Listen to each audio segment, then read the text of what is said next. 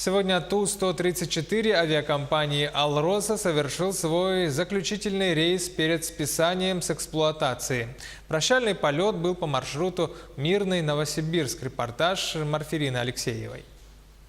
Эта машина считается ветераном отечественного авиапрома. Сейчас самолеты семейства Ту эксплуатирует только авиакомпания «Алроса».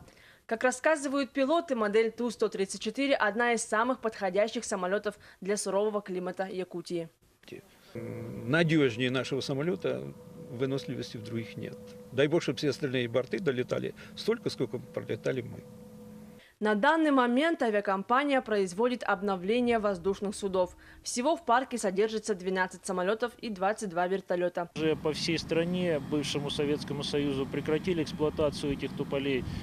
Поэтому с каждым годом нам все проблематичнее поддержать летную годность этого самолета. В основном это проблема запчастей, конечно. До 2010 года самолет базировался в Москве в авиакомпании «Алроса Авиа». Перевозил руководство компании. Салон был оборудован на 23 VIP-места.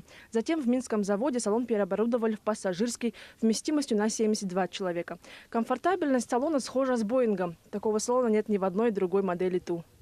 Как оказалось, жители Мирного помнят этот самолет и еще и из-за того, что он был в личном пользовании у артистки Аллы Пугачевой. На этом самолете еще сама Алла Борисовна Пугачева к нам прилетала на концерт году то ли в 98-м, то ли в 99-м. И на этом самолете еще было написано «Алла». Я хорошо помню, мы ездили, встречали ее с цветами перед концертом. На борту 7 экипажей. Капитан, второй пилот, штурман, бортмеханик и 3 стюардессы. Сегодня они подготовили пассажирам праздничную программу.